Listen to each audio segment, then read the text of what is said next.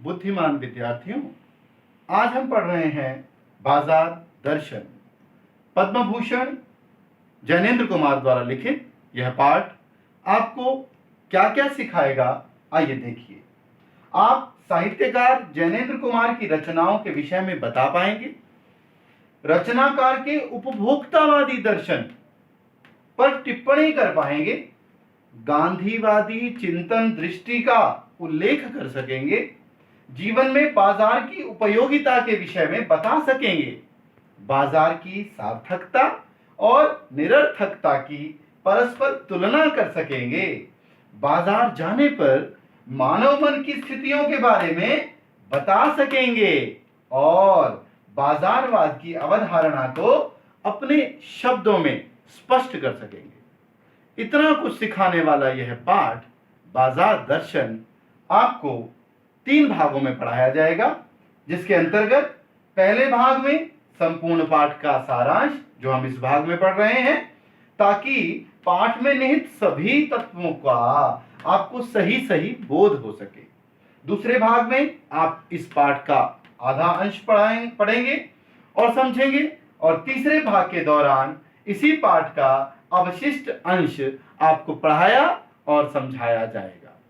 और इस अंश में हम पढ़ रहे हैं सबसे पहले इस पाठ का सार, और उससे पहले हम सोचें, जरा जान लें कि इस पाठ का नाम बाजार दर्शन ही क्यों रखा गया।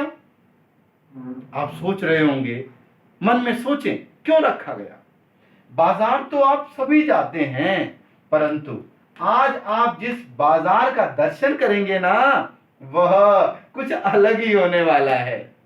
बाजार दर्शन का मतलब क्या है, सोचिए, मन में जरा चिंतन कीजिए।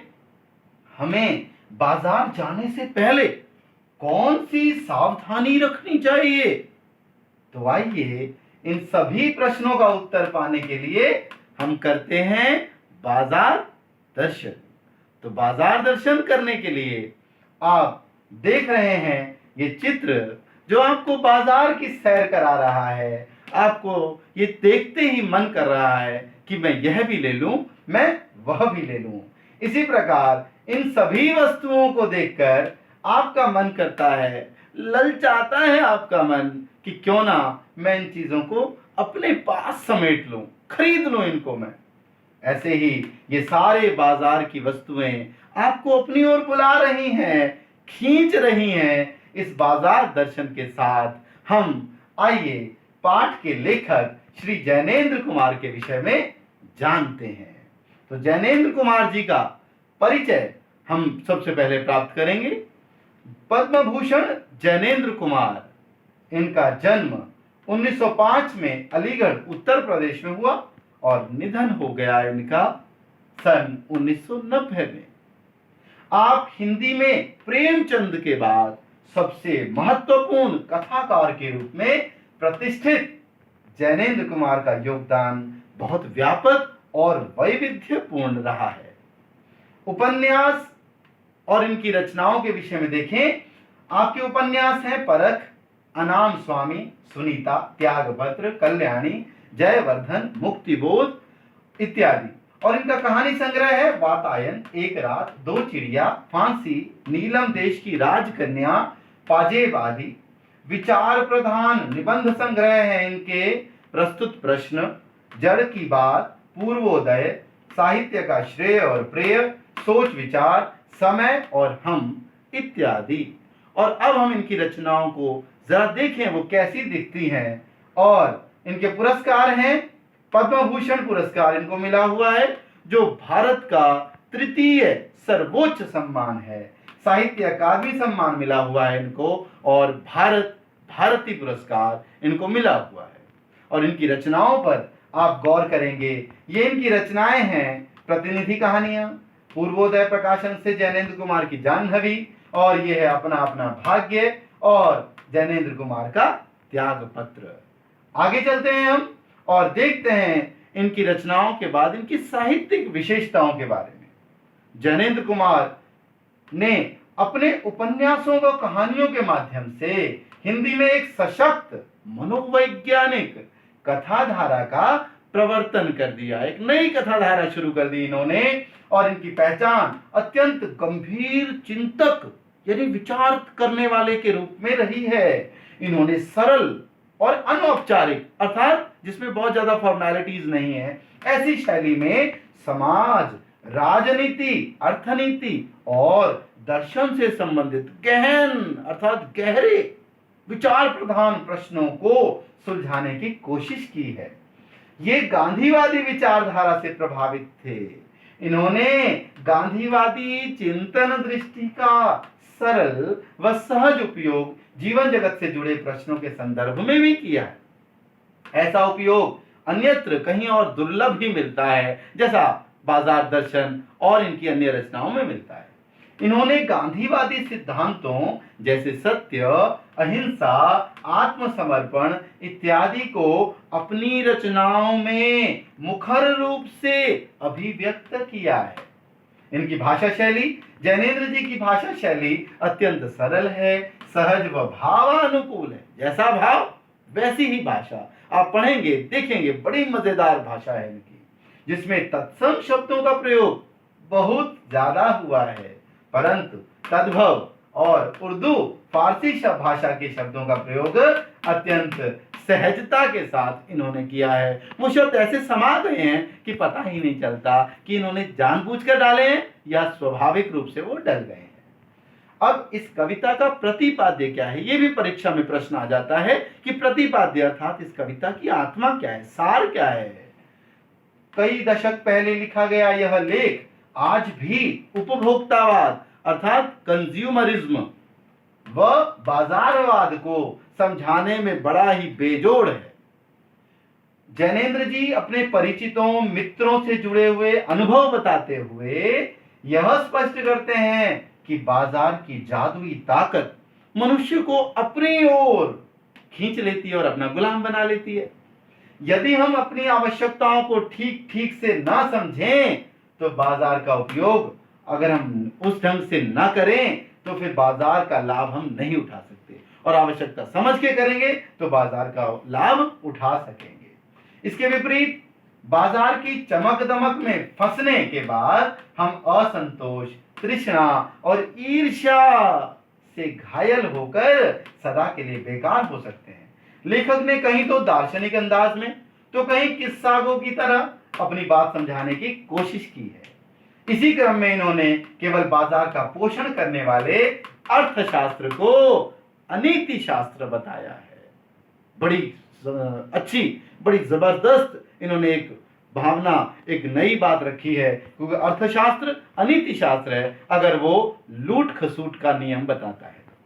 अब इस पाठ की भूमिका और सारांश पर ध्यान दें। इसी में पूरे पाठ का सार, पूरे पाठ की आत्मा छुपी हुई है, इसको ध्यान से समझेंगे आप।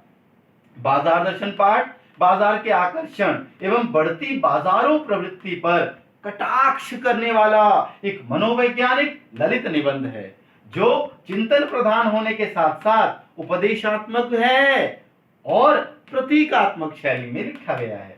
बाजार दर्शन जैनेन्द्र का एक महत्वपूर्ण निबंध है, जिसमें गहरी वैचारिकता और साहित्य सुलभ लालित्य, ये दोनों चीजें, वैचारिकता भी है और साहित्य सुलभ लालित्य है, कमनीयता है, आनंद है, उसका दुर्लभ संयोग यहाँ देखा जाता है। बाजार दर्शन पाठ में बाजारवाद और उपभोक्तावाद के साथ साथ अर्थनीति एवं दर्शन से संबंधित प्रश्नों को भी सुलझाने का बड़ा सुंदर प्रयास किया गया है। बाजार का जादू तभी हम पर असर करता है जब हमारा मन खाली हो। बाजार के जादू को रोकने का उपाय यह है कि बाजार जाते समय मन खाली ना हो, अर्थात मन में लक्ष्य भरा हुआ होना चाहिए। इन बातों को ध्यान में रखेंगे तो हमारा बाजार सार्थक होगा, बाजार जाना सार्थक होगा। तो बाजार की असली कृतार्थता देखें पीछे, वह है जरूरत के वक्त काम आना। बाजार को वही मनुष्य लाभ दे सकता है जो वास्तव में अपनी आवश्यकता अनुसार खरीदना जानता है। जो लोग अपने पैसे के घमंड में आ जाते हैं और अपनी परचेजिंग पावर को दिखाने के लिए चीजें खरीदते जाते हैं, वे बाजार की शैतानी व्यंग्य शक्ति को बल देते हैं। ऐसे लोग बाजार का बाजारूपन और कपट बढ़ाते हैं। पैसे की यह व्यंग्य शक्ति व्यक्ति को अपने सगे लोगों के प्रति भी कृतघ्न बना सकती है। साधारण मनुष्य का हृदय लालसा, ईर्ष्या और तृष्णा से जलने लगता है। दूसरी ओर ऐसा व्यक्ति जिसके मन में लेश मात्र भी, जरा सा भी लोभ और तृष्णा नहीं है, संचय अर्थात इकट्ठा करने की इच्छा नहीं है, वह इस व्यंग्य शक्ति से बचा रह सकता है। आपने सावधान रहना है, बाजार की इस व्यंग्य शक्ति, शैतानी शक्ति में नहीं आना, अपनी परचेजिंग पावर नहीं दिखानी। आगे देखते हैं, एक मजेदार उदाहरण है हमारी शिक्षा के लिए, हमें सिखाने के लिए भगत जी का। भगत जी ऐसे ही आत्मबल के धनी आदर्श ग्राहक हैं और बेचक भी हैं, जिन पर पैसे की व्यंग्य शक्ति का कोई असर नहीं होता। अनेक उदाहरणों के द्वारा लेखक ने यह स्पष्ट किया है कि एक ओर तो बाजार लालची, असंतोषी और खोखले मन वाले व्यक्तियों को लूटने के लिए है, वहीं दूसरी ओर संतोषी मन वालों के लिए बाजार की चमक दमक और उसका आकर्षण का कोई भी महत्व नहीं है। लेखक के अनुसार आज बाजार की चकाचौंध हमें अपनी ओर आकर्षित करती है, बुलाती है, खींचती है, पर हमें आत्मसंतुष्ट होना चाहिए और मन को जबरदस्ती से नहीं, अपितु स्वाभाविक नियंत्रण से अपने वश में रखना चाहिए। यह है इस पाठ का सारांश, और इस सारांश को जानने के बाद हम आगे इसके हॉट स्पॉट अर्थात उन मुख्य बिंदुओं को, उन गर्मागर्म बिंदुओं पर ध्यान देंगे जो इस पाठ के साथ जुड़े हुए हैं और जो पाठ पर बल देते हैं। और वो हॉट स्पॉट के मुख्य बिंदु क्या क्या हैं, जरा ध्यान से देखिए। बाजार और बाजारूपन, इनको समझना है आपने। बाजार है जिसमें हमारी जरूरतें पूरी हों, हमें कोई चीज चाहिए, हम बाजार गए, लेकर आ गए, बाजार सार्थक है। अगर वो बाजारूपन पे आ जाए अर्थात अपने घटियापन पर आ जाए, अर्थात वो हमें लूटने लगे और हम उससे अपनी जरूरत से ज्यादा चीजें खरीदने लगे, तो बाजारूपन है। बाजार का जादू और उसका प्रभाव, रूप का जादू और बाजार का मूक निमंत्रण। बाजार का मूक निमंत्रण क्या है? आओ मुझे लूटो। ये मूक मतलब चुपचाप बाजार हमें बुला लेता है और बुलाने के बाद वो हमें एक तरह से इनवाइट करता है, आओ मुझे लूटो, और हम उसके इनविटेशन में आ जाते हैं और हम आकर के उसको लूटने की कोशिश में लगे रहते हैं। मनी बैग अर्थात हमारा पर्स, और उस मनी बैग में होती है पैसे की गर्मी या उसकी एनर्जी, पैसे की व्यंग्य शक्ति एवं कपट का पनपना। ये है हमारी परचेजिंग पावर। अगर हमारे पास पैसे हैं और अगर हम पैसों की ताकत दिखाना चाहते हैं, तो यहाँ पर हमारी परचेजिंग पावर और पैसे की व्यंग्य शक्ति हमें अपनी ओर खींचेगी और व्यंग्य शक्ति कुछ ऐसा दिखावा करने की कोशिश कराएगी कि हम उस दिखावे के चक्कर में अपनी वास्तविक जरूरत भूल जाएंगे। फिर क्या होगा? घर लौटने पर पश्चाताप होगा, हमें पछतावा होगा, अरे ये चीज मैं ले आया, ये भी ले आया, ये भी ले आया, इतनी तो जरूरत थी ही नहीं। अब वो ज्यादा चीजें जो ले आया वो काम नहीं आनी है, जो जरूरत वाली चीज थी अब वो नहीं खरीदी जा सकेगी। और मन पर, इसलिए ये जैनेंद्र कुमार कहते हैं, मन पर स्वाभाविक नियंत्रण करो, अर्थात जबरदस्ती उसको, तपस्या से जबरदस्ती और किसी माध्यम से उसको वश में नहीं करना, बल्कि उसको स्वाभाविक रूप से वश में करो। भरा मन होना चाहिए। जब भी बाजार जाएं एक लिस्ट बनाकर जाएं, पहले सूची बनाकर जाएं कि आपको क्या क्या खरीदना है, ताकि आप बाजार के चंगुल में न फंसें। खाली मन नहीं होना चाहिए। अगर खाली मन होगा तो आप चंगुल में फंस जाएंगे। और बंद मन भी नहीं होना चाहिए। बंद मन का अर्थ है कि आप अपने मन को पूरी तरह से रोक लें, कंट्रोल कर लें। नहीं, मैंने कुछ नहीं करना, मैंने कुछ नहीं खरीदना। वो लेखक कहते हैं वो गलत है। इच्छा निरोधस तपः, इच्छाओं को रोक लेना तपस्या है। ये जो कहा जाता है लेखक के मत में सही नहीं है। कोई भी अपने मन को पूरी तरह से नहीं रोक सकता। अगर रोकना है तो स्वाभाविक रूप से रोकिए। अब क्या है उपभोक्तावादी दर्शन? उपभोक्तावाद या उपभोगवाद भी इसको कहते हैं। कंज्यूमरिज्म एक प्रवृत्ति है जो इस विश्वास पर आधारित है कि अधिक उपभोग, भोगो, मजे लो और अधिक वस्तुओं का स्वामी होने से हमें अधिक सुख और खुशी मिलेगी। अब इस शब्द का प्रयोग प्रायः भोगवाद की आलोचना करने के लिए किया जाता है। उपभोक्तावादी दर्शन अर्थात हमें उतनी ही चीजें लो जितनी जरूरत है।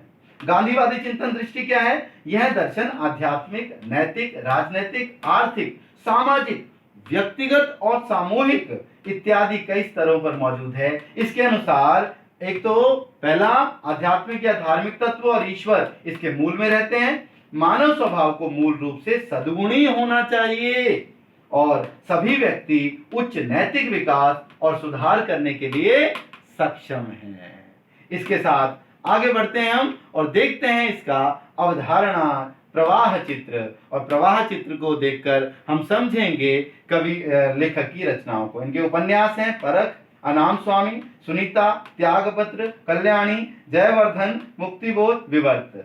कहानी संग्रह है इनके वातायन, एक रात, दो चिड़िया, फांसी, नीलम देश की राजकन्या, पाजेब, अपना अपना भाग्य, तत्सत। विचार प्रधान निबंध हैं इनके प्रस्तुत प्रश्न, जड़ की बात, पूर्वोदय, साहित्य का श्रेय और प्रेय, समय और हम, सोच विचार, संस्मरण और इतस्ततः। ये सारा आपने समझा, ध्यान दिया। अब हम अगले वीडियो में पढ़ेंगे इसके बाकी 2 भाग। धन्यवाद।